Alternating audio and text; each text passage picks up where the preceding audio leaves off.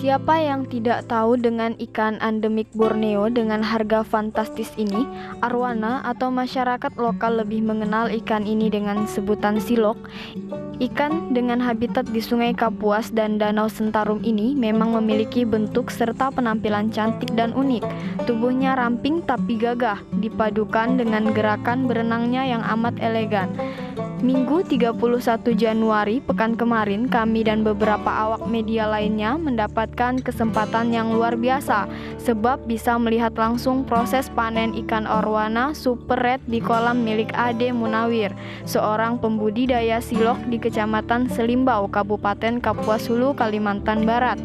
Kala itu hari masih pagi dicampur udara segar di daerah yang masih banyak hutannya itu. Terlihat ada sekitar 6 orang memegang jaring. Tugas orang ini menggiring ikan arwana ke arah tepi kolam. Selanjutnya di dalam kolam terdapat 2 orang yang tugasnya memegang serokan dan mencari ikan itu atau pemanen. Orang yang memanen ikan ini bukan orang sembarangan sebab dia harus memiliki keahlian khusus, yakni menentukan ikan mana saja yang siap dipanen dan mana yang tidak. Memanen adalah istilah yang biasa dipakai para penangkaran ikan arwana untuk proses pengambilan anak ikan dari dalam mulut si induk jantan. Itulah yang dilakukan pria bernama Abu Bakar berusia 59 tahun ini. Seperti seorang ahli bela diri, dia yang berdiri dengan separuh tubuh terpendam dalam kolam itu menggerakkan tangannya mengikuti arah gerakan ikan arwana. Sorot matanya tajam mencermati tiap arwana yang berlalu lalang di hadapannya. Sesaat setelah arwana jantan ditangkap, jemari tangan kanan Abu yang berkas tangan membuka mulut ikan tersebut sambil menggoyang-goyangkan badan penjantan itu yang telah masuk ke dalam serokan. Kemudian seruan salawat pun berkumandang saat Abu membuka mulut induk jantan dan disambut oleh seluruh warga yang menyaksikan proses panen.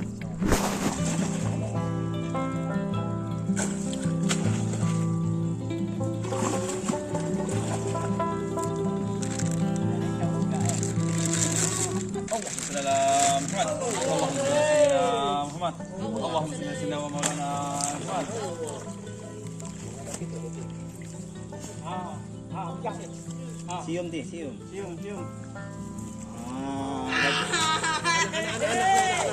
Akhirnya keluarlah puluhan anak ikan yang berukuran 7-8 cm. Kemudian satu demi satu anak ikan arwana tersebut dimasukkan ke kantong plastik berisi air dan oksigen untuk selanjutnya dipindahkan ke dalam akuarium yang telah disiapkan.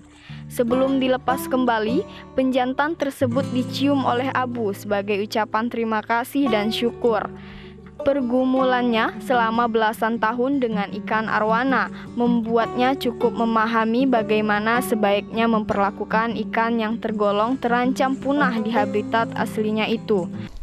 Yang jelas kita yang utama kita lihat umpan. Waktu umpan andai kata dia kurang makan. Tadi kita malam kita bawa lampu untuk nengok, kita main api. Itu ada jadwal dekat nak sampai itu ada jam, dah jauh malam lah, jam 10 biasa kita jam 3 kita turun lagi sampai pagi. Gimana untuk ingatnya Om? Yang ini ada ini? Kita harus kendal dengan yang jantannya. Kalau mau kita lihat semua seluruh kolam, lihat ikan tidak bisa kita lihat. Kita cari yang ini yang biasa, yang ini yang enggak. Hanya itu aja kita kenal. Dan lagi kita pun kalau dia belum hanya bayang-bayang, kita lihat jalan-jalan dia macam mana, harus mengendal situ. Dalam berkembang biak, tugas arwana betina hanyalah bertelur. Kemudian sang induk jantan mengeram dan memelihara telurnya di dalam mulut. Itu dilakukan sang jantan selama 55 hingga 60 hari. Selama itu juga sang jantan tidak akan makan. Proses panen arwana oleh warga setempat ini kental dengan kearifan lokal. Sebelum panen dimulai, Ade Munawir mengumpulkan mereka yang bertugas memanen untuk berdoa bersama, memanjatkan doa dan mengharap berkah. Untuk tukang panen, memang harus orang khusus yang sudah ahli, sebab dia tahu mana ikan yang sedang mengeram dan mana yang tidak. Hal ini diutarakan oleh Ade Munawir, si pemilik kolam. Orang khusus, orang ahlinya. Dia tahu, ini bawa, ini baru sekian hari bawa. Tahu biasa ada. Oh, ini yang biasa bawa, dia tetap mencari. Ada yang spesial, macam putih abu.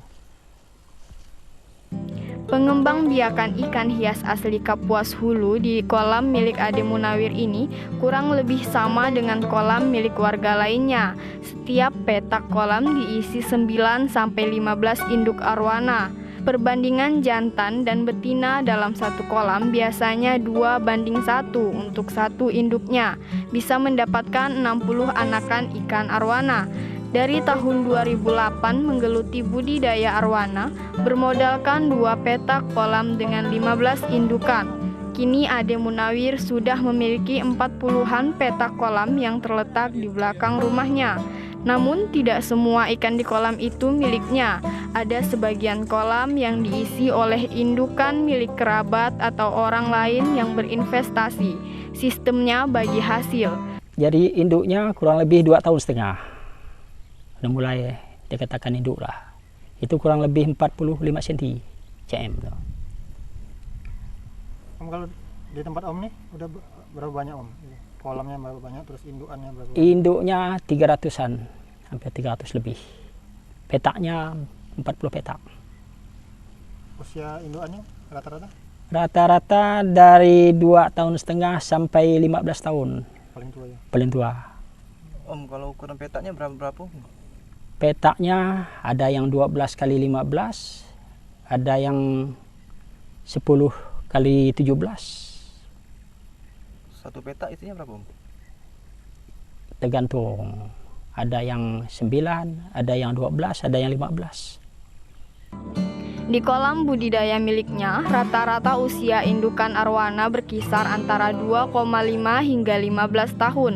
Untuk waktu bertelur ikan tergantung cuaca dan tingkat keasaman air. Bergantung erat dengan kondisi lingkungan sekitar.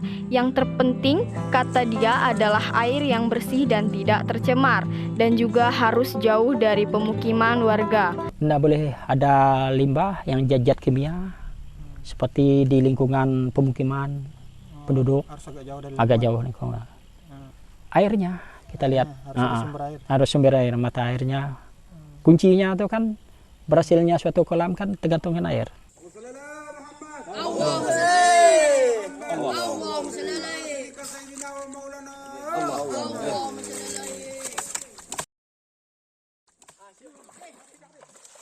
Selain air, lanjut Munawir, ketersediaan pakan menjadi hal penting. Beberapa tahun terakhir belakangan, pakan arwana seperti kodok mulai sulit didapat dan harga yang cukup mahal, serta harus dikirim dari kota Pontianak.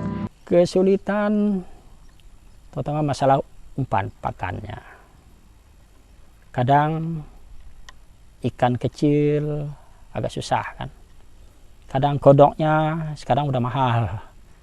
Kodoknya kita kirim dari Pontianak.